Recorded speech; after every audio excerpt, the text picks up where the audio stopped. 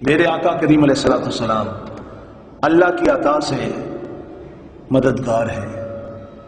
قرآن پاک میں اللہ تعالیٰ نے ارشاد فرمایا انما ولیکم اللہ ورسولہ والذین آمنوا الذین یقیمون الصلاۃ ویؤتون الزکاۃ وہم راکعون، سورہ مائدہ آیت نمبر 55۔ اس کے سوا نہیں کہ تمہارا مددگار ہے اللہ اور اس کا رسول اور ایمان والے ہیں۔ میرے آقا کریم علیہ الصلوۃ والسلام اللہ کی عطا سے مددگار ہیں، یہ قرآن و سنت کی بہت سی نصوص سے یہ بات ظاہر ہے۔ اور دیکھیے آج ہم ایک حدیث شریف آپ کے سامنے پیش کرنے جا رہے ہیں جو کہ وہابیوں کی ایک مشہور اور معتبر کتاب کے اندر لکھی ہوئی ہے، وہیں سے اس کا ترجمہ پیش کریں گے۔ کتاب کا نام ہے مختصر سیرت الرسول صلی اللہ علیہ وسلم۔ آپ اس وقت اس کا ٹائٹل ملاحظہ فرما رہے ہیں۔ تالیف ہے یہ عبداللہ بن محمد بن عبد الوہاب نجدی کی، عبداللہ بن محمد بن عبد الوہاب نجدی کی تالیف ہے۔ اور یہ کتاب، یہ جو نسخہ آپ کے سامنے ہے، جامعۃ العلوم اثریہ جہلم پاکستان، وہابیوں کا بہت بڑا مشہور ادارہ ہے، وہاں سے چھپی ہے۔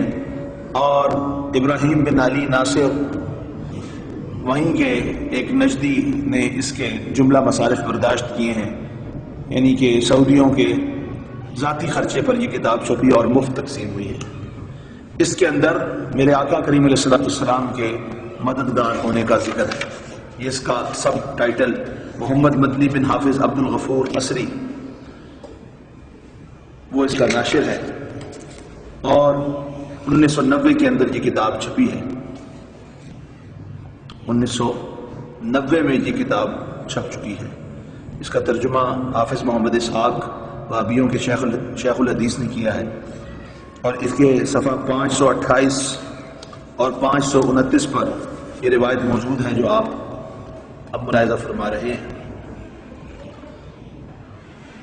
حدیث کی مشہور کتاب المعجم الصغیر میں امام طبرانی کی روایت موجود ہے، اور یہاں یہ لکھتے ہیں معجم صغیر طبرانی میں حضرت میمونہ رضی اللہ تعالیٰ عنہ سے روایت ہے کہ انہوں نے ایک رات وضو کرنے کی جگہ میں حضرت صلی اللہ علیہ وآلہ وسلم کو 3 بار لبیک لبیک میں حاضر ہوں میں حاضر ہوں اور 3 دفعہ نصرتا نصرتا تیری مدد ضرور ہوگی تیری مدد ضرور ہوگی کہتے سنا۔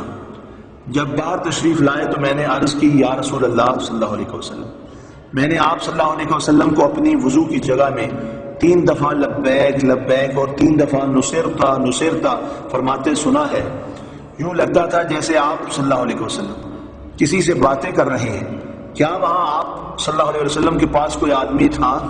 آپ صلی اللہ علیہ وسلم نے فرمایا ہاں، بنو قاب کا ایک راجز یعنی شاعر مجھے مدد کے لیے بلا رہا تھا اور کہہ رہا تھا کہ قریش نے بدعہدی کی ہے اور لڑائی میں ہمارے خلاف اپنے حلفاء بنو بکر کی امداد کی ہے۔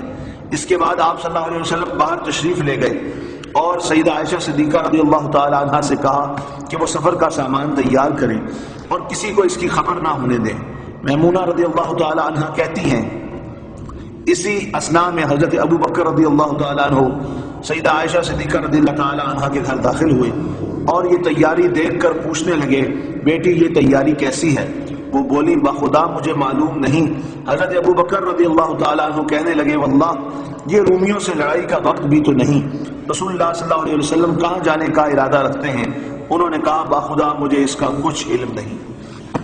سیدہ میمونہ رضی اللہ تعالیٰ عنہ کہتی ہیں 3 دن کے بعد جب آپ صلی اللہ علیہ وسلم نے لوگوں کو صبح کی نماز پڑھائی تو ایک راجز نے کھڑے ہو کر کہا الہی میں محمد کو اپنے اور آپ کے باپ کا قدیم عہد یاد کراتا ہوں۔ بلا شبہ قریش نے آپ کے ساتھ کیے ہوئے وعدے کی خلاف ورزی کی ہے اور آپ کے پختہ عہد کو توڑ دیا ہے، اور اس زوم میں مبتلا ہے کہ میں اپنی مدد کے لیے کسی کو نہیں بلا سکتا۔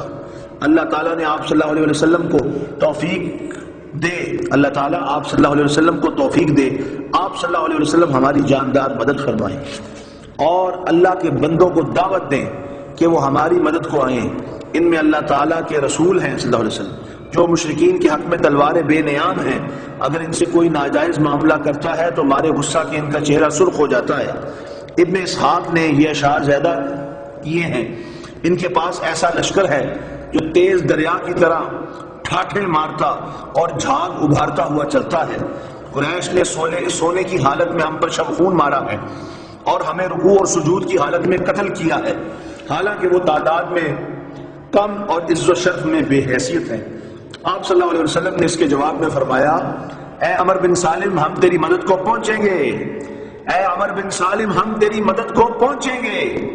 دیکھیں پیچھے بھی کہا جا رہا ہے، آپ نے فرمایا لبیک لبیک، میں حاضر ہوں میں حاضر ہوں، 3 دفعہ فرمایا، نصرتا نصرتا نصرتا۔ اب جواب دے اس کا، توصیف الرحمان داشتی خبیث اس کا جواب دے، وہ قیامت تک اس کا جواب نہیں دے سکتا۔ دیکھیں اسی کے گرو کی یہ کتاب ہے، اور اس کتاب میں اللہ کے محبوب علیہ السلام کا مددگار ہونا یہ صراحتاً موجود ہے، اور حدیث مبارکہ کے حوالہ سے ہے۔ آپ صلی اللہ علیہ وسلم نے اس کے جواب میں فرمایا، اے عمر بن سالم ہم تیری مدد کو پہنچیں گے۔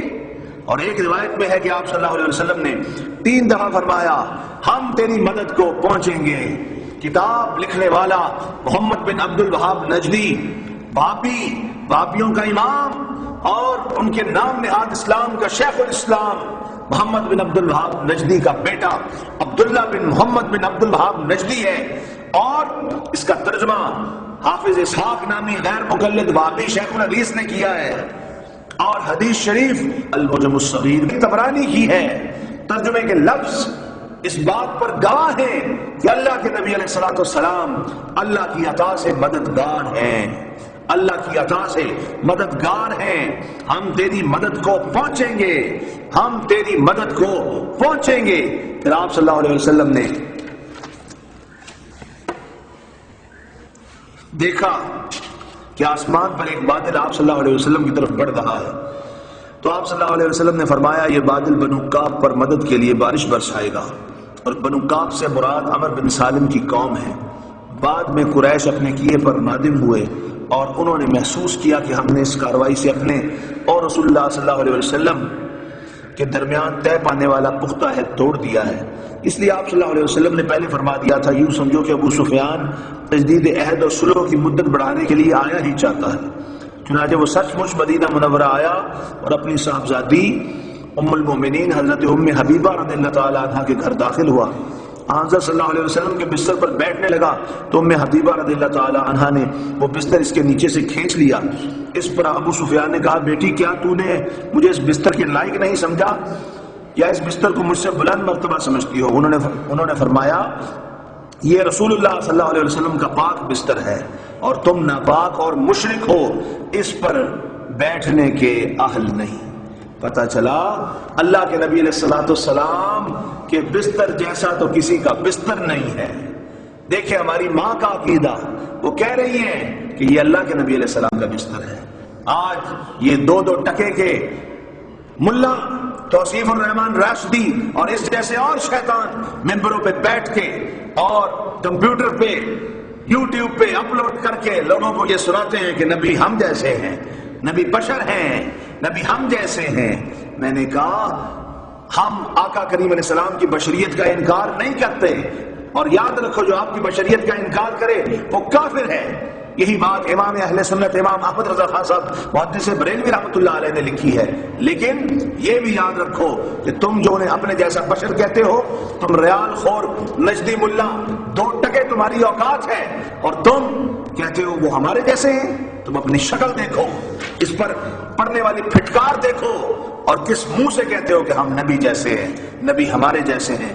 اللہ کے نبی علیہ السلام بے مثل و بے مثال ہیں۔ ہماری ماں کا عقیدہ کہ جو اپنے سگے باپ کو بھی ان کے بستر پر بیٹھنے نہیں دیتی، اور یہ باور کروا رہی ہیں کہ عام بستروں جیسا یہ بستر نہیں، کیونکہ جو خود بے مثال ہو ان کا بستر بھی بے مثال ہوتا ہے۔ اللہ تعالیٰ اپنے محبوب علیہ السلام کی شانوں کو ماننے کی توفیق عطا فرمائے۔ آخر دعوانا الحمدللہ۔